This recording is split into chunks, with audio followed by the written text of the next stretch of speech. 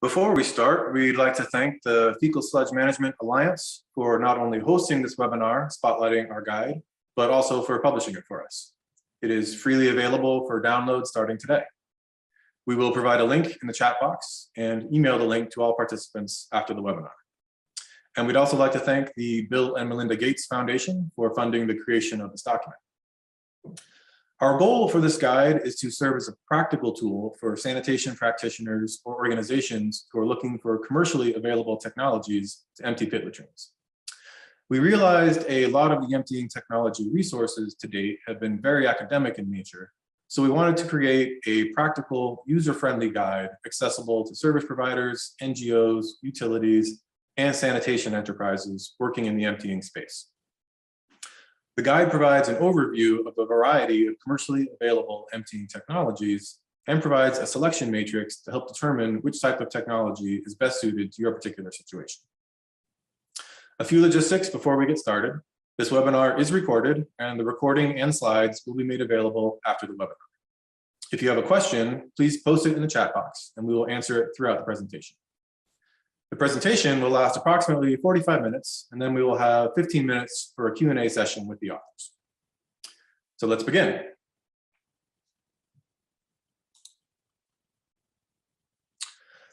The guide consists of a brief introduction to 3 common types of non-sewered sanitation systems, which require periodic emptying, followed by common challenges faced when emptying a latrine. The guide provides a 1-page high-level description for 15 different commercially available emptying technologies, with links to different commercial examples of each technology. A selection matrix of use case factors, such as sludge thickness, pit accessibility, and available operating budget, shows how each technology performs relative to each factor. This selection table allows each practitioner to input factors from their operating environment, so they can identify the most relevant technologies for their unique scenario. This selection table will also be available as a filterable Excel file for easier technology selection. The technologies are followed by 4 case studies from organizations in Africa and Asia who have been emptying latrines for years. Pitvedura in Rwanda, Borda in Tanzania, WS Management in Malawi, and Practical Action in Bangladesh all contributed lessons from their emptying experiences. And we want to thank each of these organizations once again for their contributions to this guide. Following the case studies, we present 4 common emptying techniques that can help in challenging situations. These techniques will not be presented in detail in this webinar, but they include fluidization for thick sludge, which cannot be pumped, fishing for sludge laden with trash, homogenization for highly stratified sludge, and plug and chug for vacuum systems struggling with thick sludge, long pumping distances, or large elevation gains. Finally, we provide a list of technologies which are not currently available to purchase. Some of these technologies are still emerging, while others stop research and development due to challenges encountered in the field or a lack of funding. Before we dive into the technologies presented, let's briefly review non-sewered sanitation.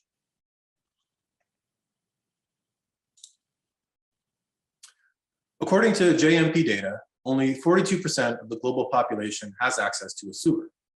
That leaves the remaining 58% of the global population to rely on on-site sanitation technologies. There are many types of on-site technologies available, including technologies using resource recovery, like composting toilets or on-site digesters for biogas. However, today we're going to zoom in on these 3 very broad categories: the pit latrine, the flush latrine or cesspit, and the septic tank, because they are the most common and require emptying when full. The user interface of a pit latrine is a drop hole where waste directly enters the pit or vault. For a flush latrine or cesspit, the user interface usually includes an S-bend into which water is poured, often from a bucket, to flush waste into the vault. Because pit latrines are waterless, they typically produce much thicker sludge than flush latrines, but local conditions and usages can change that situation. Septic tanks are typically offset from the user interface and require water for flushing. Septic tanks typically discharge effluent into soak pits or leach fields, while the sludge concentrates in the tank over time. Septic tanks can produce both thick and thin sludges. The fill rates of these systems depend on a wide variety of factors, including the number of daily users, the pit depth, how much water is added, whether liquid can percolate into the ground or not, and on environmental factors like flooding. However, on average, we see households needing emptying services every 2 to 5 years.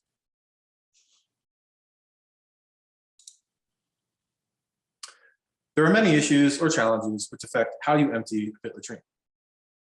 Accessibility has two components, and the first is how you access the facility. Many latrines are located within densely populated settlements and cannot be accessed by trucks or large equipment due to the lack of roads. The second component of accessibility is reaching the sludge within the vault. Sometimes there's an access hatch, which you can open to get direct access to the sludge. Other times, access to the sludge is through the drop hole or squat plate. And sometimes there isn't direct access to the sludge, so you must dig or drill a hole into the vault, either through the floor or from the outside. Sludge thickness plays a large role in the types of technologies you can use to empty. Sludge can range in thickness from watery to clay-like. Sometimes one pit latrine contains the full range of sludge thicknesses, with the thickest material on the bottom, watery material in the middle, and thick scum on top. Extremely thick sludge is not pumpable and might require water to be added in a fluidization step to make it more pumpable.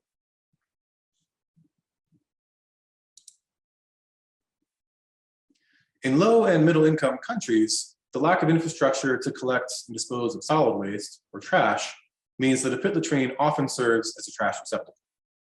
Trash can vary from rags and bottles to plastics to hair weaves and almost anything imaginable. Trash poses a challenge to the more mechanized emptying techniques because it can cause damage or clog hoses and pumps, all of which slows down an emptying service job and increases cost. Transporting sludge from the pit may be difficult for a variety of reasons. The distance from the point of collection to the point of treatment may be very far, making transport quite expensive, or for teams using hand carts or bicycles for transport, quite difficult and slow. In some places, there may be no available treatment facility to accept the waste once it's removed.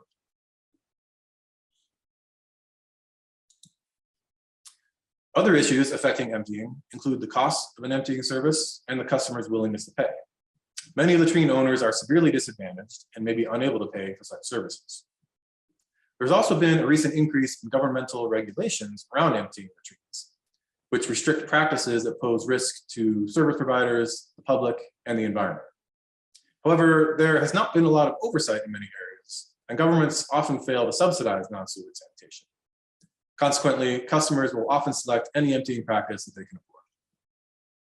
Meanwhile, sanitation service providers have not had a practical tool to help them select affordable, relevant technologies for their specific emptying needs. That is, until now. Over to Sarah. Thanks, Tom. Our guide showcases 15 different emptying technologies which are currently on the market. The technologies were compiled via a desk research study in 2021, using sources including Susanna, older compilations of sanitation emptying technologies, talking with key sanitation experts, and web searches for relevant tools.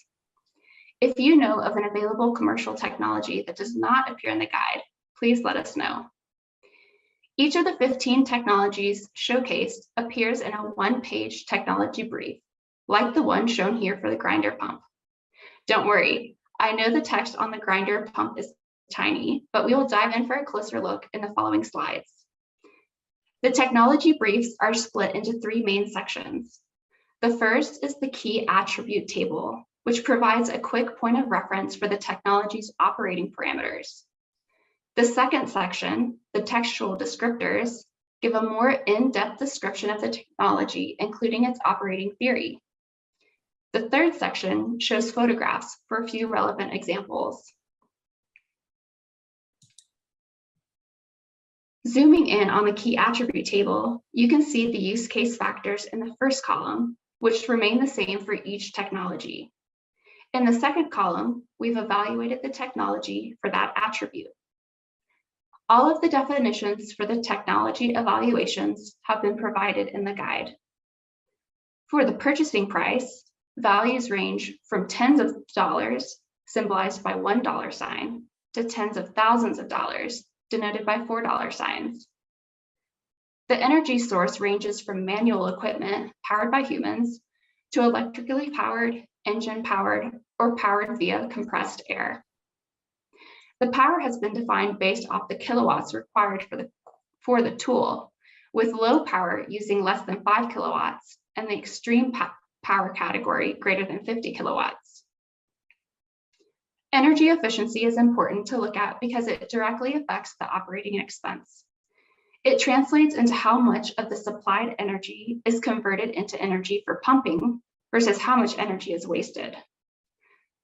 Flow rate is rated as low, medium, or high. Low flow rates are less than 60 liters per minute, where high flow rates are more than 250 liters per minute. Again, all of the reference points for the evaluation scoring can be found in the definition section of the guide.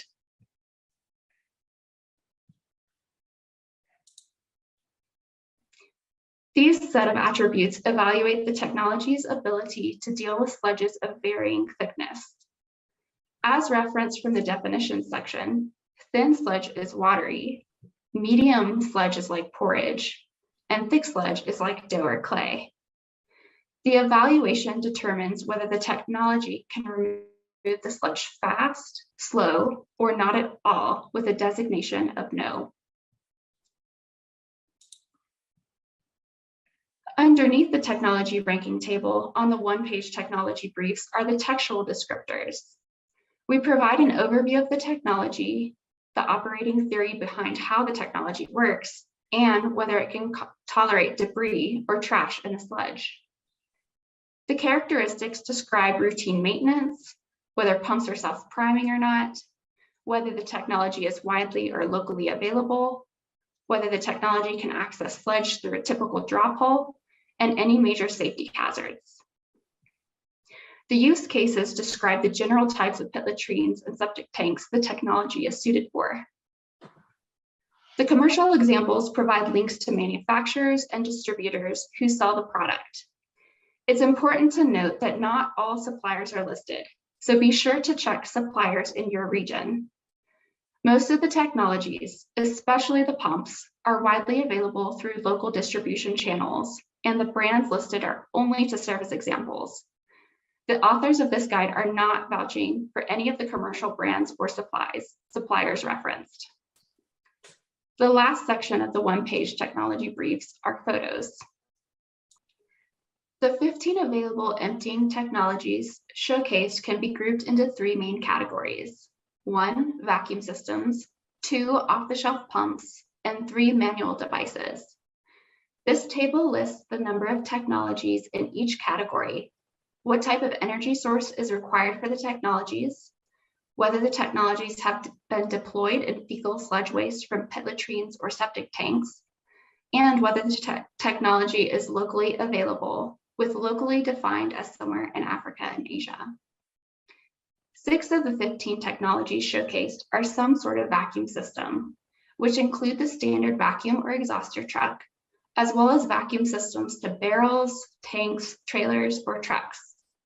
All of these systems are either powered by an engine, typically the transport truck's engine, or via electric power. 4 of these 5 vacuum systems have been deployed in fecal sludge operations and are locally available. Common industries for technologies listed that have not been deployed in fecal sludge include the mining, oil, and gas industry. 6 of the 15 technologies are off-the-shelf pumps, which can be supplied by a variety of manufacturers and distributors. Transport for these systems include manual carts, barrels, trailers, and trucks. These systems also require an engine or electric source for power. 5 of these technologies have been deployed in fecal sludge and can be locally sourced. 3 technologies covered are manual devices, meaning their energy source comes from the human operator. All 3 of the manual devices presented have been used in fecal sludge and are locally available. Most of the IP and design for these manual tools are open source materials, or are common tools you find in the country where you operate. It's important to note that it is illegal to manually empty latrines in some countries. Be sure to carefully review your operating environment to understand regulatory laws in your region prior to selecting manual tools. It's also important to note that several organizations and operating sites have professionalized manual emptying so that it is safe, efficient, and dignified with the proper use of PPE and professionalized emptying service provision. And now I'll hand it back over to Tom. Thank you, Sarah. While we won't look at each individual technology brief in the guide in today's webinar, we will provide a high-level categorized view of the technologies included. Starting with vacuum systems, the most traditional and widely recognized technology is the vacuum or exhauster truck. They come in a variety of sizes, usually from 4 to 12 cubic meters, and these large systems require good road access and are used for pits and septics with small levels of trash. The CapEx for purchasing a vacuum truck, which can be up to $200,000 new, can be cost prohibitive for service providers and are frequently imported and purchased on the pre-owned market. The ROM is a miniature version of the vacuum truck with a 600 to 2,000 liter vacuum tank mounted to a trailer and a vacuum pump that is powered by a petrol engine. Because it is a little smaller, it can reach some harder to reach places which are inaccessible by vacuum truck. The SuperVac and SolidsVac have not been deployed in fecal sludge operations to our knowledge, but operate using a pneumatic pumping system that cyclically fills and empties a pit-side vessel. Air pressure from a compressor is used to empty the vessel and is capable of pumping over large distances and with thicker sludges. This technology requires significant operator training and presents a safety concern due to the large volume of compressed air. The poo-poo pump is about to enter pilot production. It is essentially a smaller, lower power, lower pressure version of the SuperVac or SolidsVac. The PitVac, previously known as the EVac, is a small portable vacuum system for difficult to access areas. A 40-liter barrel fits under the PitVac, which is filled and then carried to a vehicle or emptied into a larger container for transport. The MiniVac is similar to the PitVac, but to our knowledge has not yet been deployed in fecal sludge operations. It comes in 3 models, one with a vacuum head for filling 55-gallon drums, a second model with a hopper tank like that of the PitVac, and a third model which includes a 110-gallon vacuum tank mounted on a trailer. This slide shows off-the-shelf pumps integrated with storage and transport systems.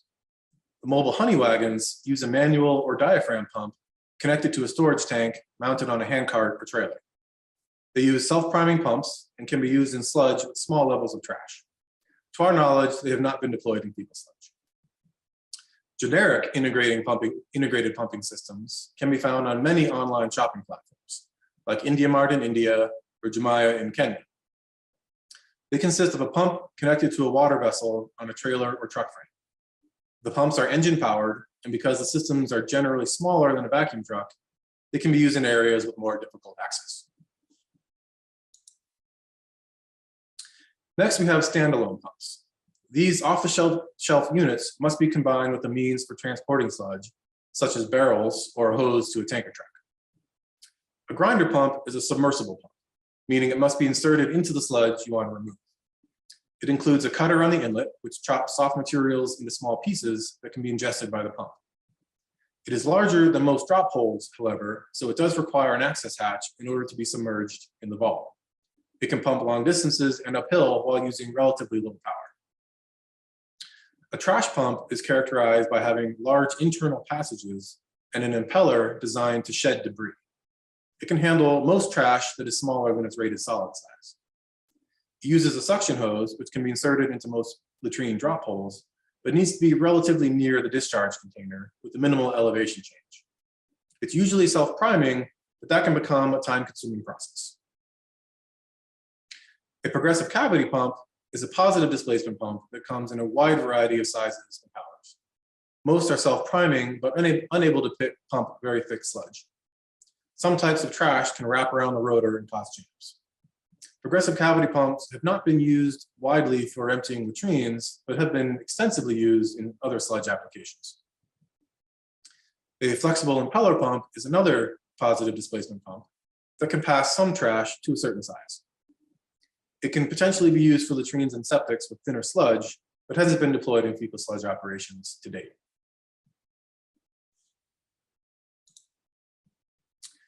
These manual tools have all been widely used in fecal sludge and are useful in areas where latrines are only accessible via small footpaths, where operating budgets are extremely low, and where power is not available. All operators should have access to appropriate PPE, including vaccinations, prior to using manual methods to remove sludge. The gulper is a manually operated pump requiring 1 to 2 operators. The handle is raised and lowered, which lifts the contents of the pit and discharges into a barrel. It is capable of pumping approximately 30 liters per minute from wetter pits and removes sludge from pits less than 1.5 meters deep. The design for the gulper is open source, so it can be fabricated locally. Standard manual tools include locally made buckets, rakes, and long-handled shovels and scoops. These tools are useful for latrines with very thick sludge and high trash volumes. The sludge digger is also useful for thick sludge laden with trash. It can be locally manufactured from available designs, which are referenced in the guide. So that's a brief snapshot of all 15 technologies which have been included in the guide. To help with the technology selection process, we compiled the technologies into a use case factor matrix for easy comparison, which Sarah will now walk you through. Again, please don't strain your eyes to try and read this use case factor matrix table. I'll present a high-level overview now, and we will go in depth on the table and its use in the following slides. A static version of the table is presented in the PDF version of the guide, and we also provide an Excel tool, which we will go through together shortly, so that you can sort and filter based off of your priority use case factors. On the Y column, we've listed out the 15 technologies presented in the guide. There are more than 15 rows in this section because some technologies can be paired with multiple types of storage containers and transport vehicles.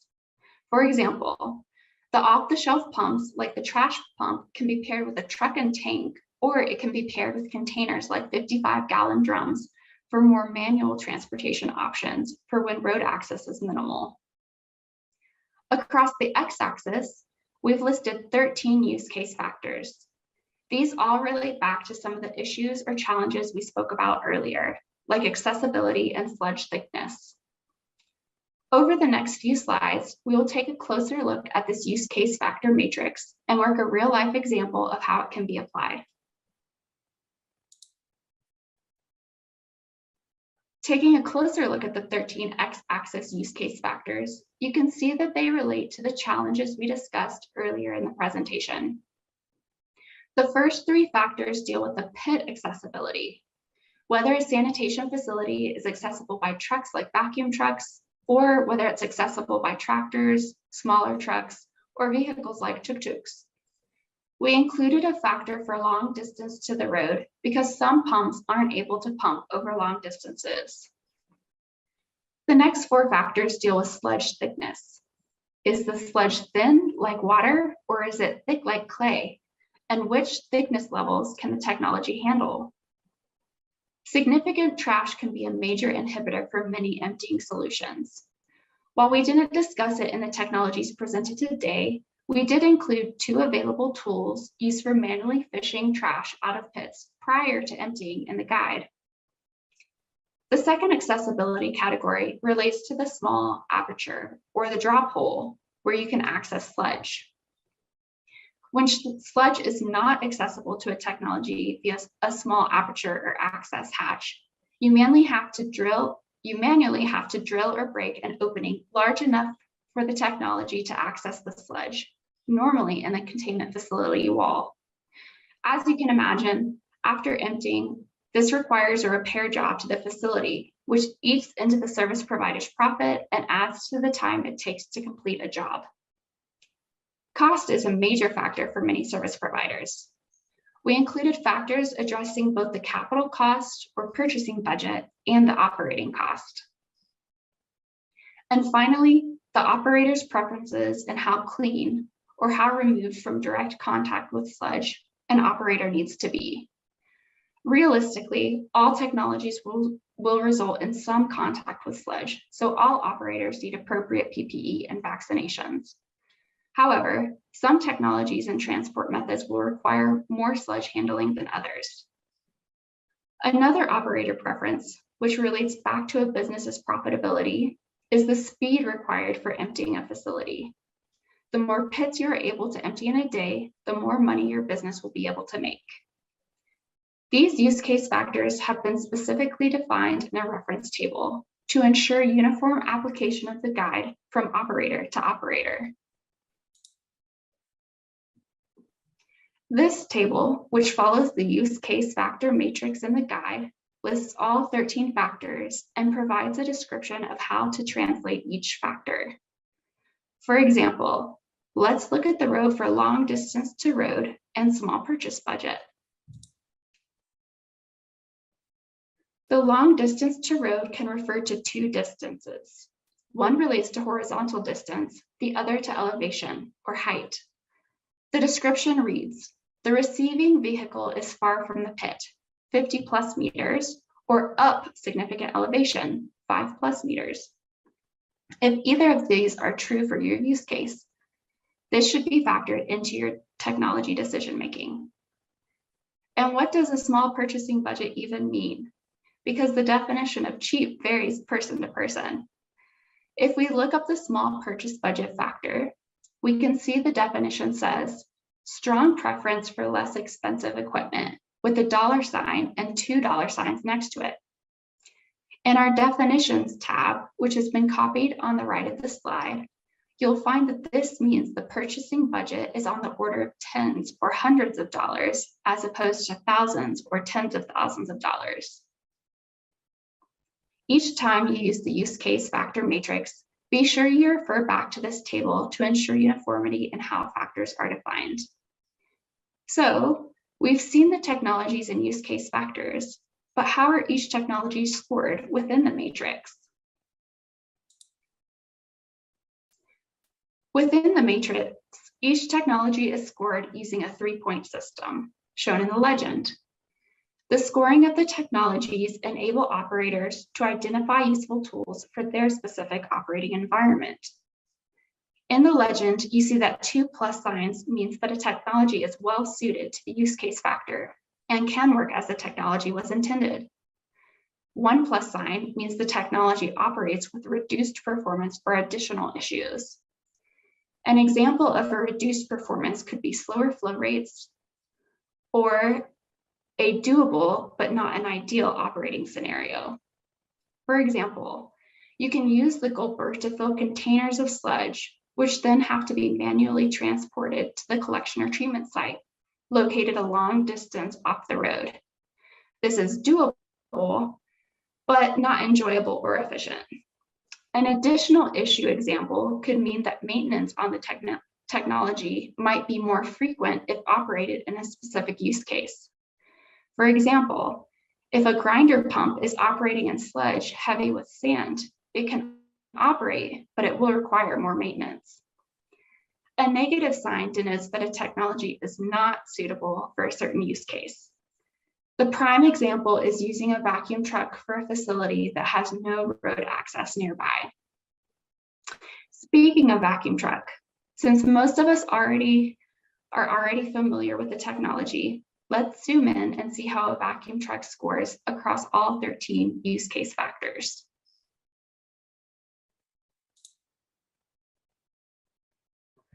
On the first 3 accessibility factors, not truck accessible, not tractor accessible, and long distance to the road, the vacuum or exhauster truck is not suitable. If a service provider's only customer source was in a densely crowded settlement accessed via footpaths, a vacuum truck would not be a good choice. Looking at sludge thickness, vacuum trucks are well suited to pump thin or medium thin sludge, and they can operate with some reduced performance with medium porridge-like sludge. However, vacuum trucks cannot pump medium, thick, or thick sludge. So, vacuum trucks are great options for septic tanks or flush latrines with watery sludge, but may struggle with drier pits. When it comes to trash, vacuum trucks can handle some trash with reduced performance or additional issues. Trash may clog the suction hoses or damage the vacuum pump, which would result in more frequent maintenance events. Trash can also build up inside the vacuum tank, which requires manual removal so it doesn't block the effluent hose while discharging the sludge at the treatment facility. Vacuum trucks are well suited for small apertures, as suction hoses normally have a 3 to 4 inch diameter, which fits most small apertures or drop holes.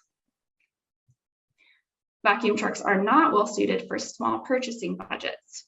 New trucks can range up to $200,000, and in Kenya, 20-year-old trucks imported from Europe cost roughly $50,000. Nor are vacuum trucks suitable for providers desiring a small operating budget. Studies have shown a large expense on the sanitation value chain is transport, and these vacuum trucks are definitely petrol consumers and require frequent maintenance, not only for the vacuum system, but also for the truck itself. So, if you're looking for an overall budget-friendly system, a traditional vacuum truck is likely not the best solution for you. When it comes to operator preferences in regards to cleanliness and speed, the vacuum truck is very well suited. There is minimal personal contact with sludge, few spills or drifts, and most days, one exhauster truck can service 6 to 8 facilities per day. Of course, this is all dependent on a variety of factors, including how far customers are from one another and how far the discharge treatment facility is located from the customer. Now that we've looked at the use case factor matrix, Tom's going to show us how to apply it on a quote unquote real life example. Thank you, Sarah. This example is loosely modeled on the Pit-Vidura case study from the guide. Please reference that case study after the webinar if you want to learn of Pit-Vidura's exact emptying technologies and the lessons learned through their experience. This hypothetical service provider is located in Kigali, Rwanda, which is in an area of rolling hills and contains both planned settlements containing mostly corporate customers and informal settlements containing mostly household customers.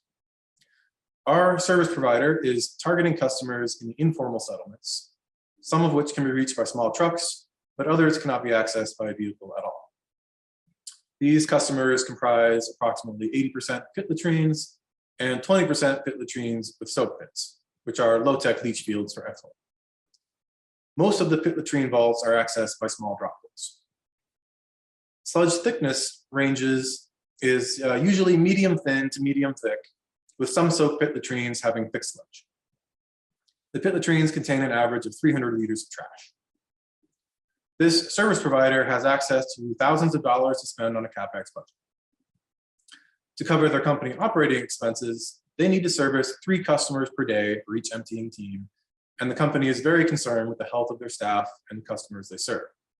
They are not opposed to manual methods because they are willing to invest in PPE, vaccinations, and training of their staff on safe practices for handling sludge. So now that we know the background for this sanitation service provider, let's open up our use case factor matrix in Excel and try to select appropriate technology for them. Here is the Excel tool, which is included with the PDF version of the guide. The only part you will not see on your Excel file is these orange columns, which contain the details of the use case we are investigating today. As a reminder, on the left y-axis, all of our 15 technologies have been listed, some with multiple containment and transport options, so we actually have a total of 18 or 19 technology rows. Each technology has already been scored, and each use case factor is able to be filtered by how well the technology responds to that factor. Remember, the negative sign means the technology is not suitable for the use case factor.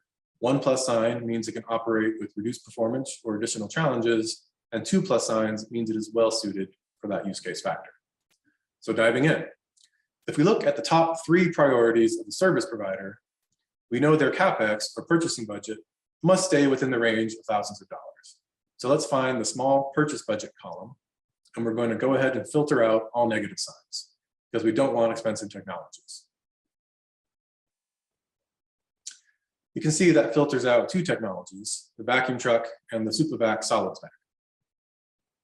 Moving on to their second priority, we see they need to service 3 facilities per day, so some speed is required. Let's go to the speed column and filter out the negatives.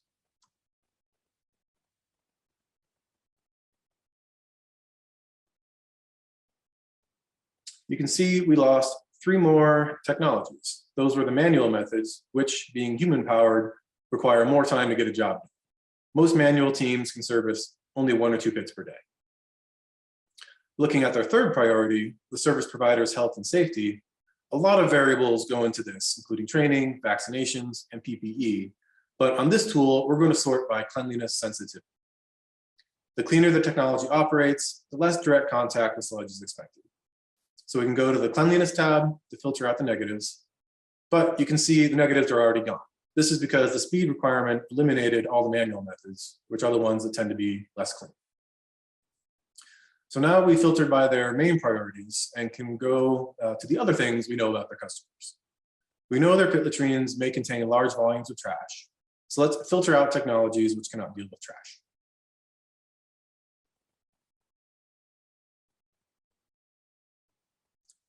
That removed 6 pump technologies that do not operate effectively with trash and sludge. We also know that most of their customers have facilities with small apertures, the drop holes. Let's go ahead and filter out technologies which cannot operate with a small aperture, but require an access hatch or making holes in the bowl. If the service provider has to make holes and repair the facility before they leave, they won't be able to hit their goal of 3 pits per day. Lastly, they commonly encounter medium thick sludge, so we can filter the negatives out of that category.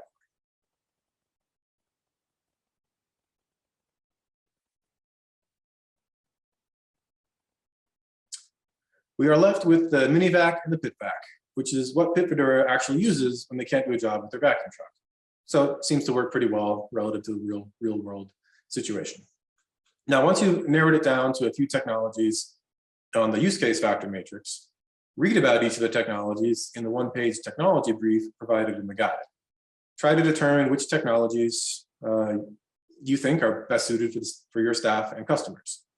If you know someone working in the emptying space who has used the technology you're interested in, reach out to them and ask their advice. In reality, there's not a one-size-fits-all solution for emptying technologies. Service providers are required to purchase and use a variety of technologies to suit their different needs of their variable customer base. So going back to this service provider in Kigali, we can see that our solution doesn't address the pit latrines with thick sludge that they occasionally encounter. So let's clear the filters. You can do this by going to the data tab and pressing clear. If we now sort by thick sludge, the only 2 technologies that deal with thick sludge are the manual methods, shovels and buckets, and the sludge digger. It's always handy to have these tools in your service provider toolkit. It's also important to note that one of the techniques we didn't really discuss, but is presented in the guide, is fluidization. This means you add water to the sludge and agitate it using a paddle, stick, or shovel to mix it all together until it becomes pumpable. If manual emptying is illegal in your area, carrying water for fluidization or getting it from the household may be required for drier pits. It also opens the door to faster mechanized technologies. The 4 case studies presented from Pit Fedora, Borda, WS Management, and Practical Action are great resources to look at when you're selecting your emptying equipment. Each case study highlights the need to have multiple technologies for servicing different customer bases. There are other great lessons learned from their many years of experience, so take advantage of their hard-earned learnings. I'll now hand it back to Sarah to wrap up the presentation portion of the webinar. So with that, we would like to thank you all for coming to our introductory webinar on the practical guide to available pit emptying technologies. Please don't forget to download your free version, both the PDF and the accompanying Excel tool at fsmalliance.org. Now, we will go ahead and start our live Q&A session with the authors. So if you have any questions, please go ahead and drop them in the chat box. Thanks again for coming.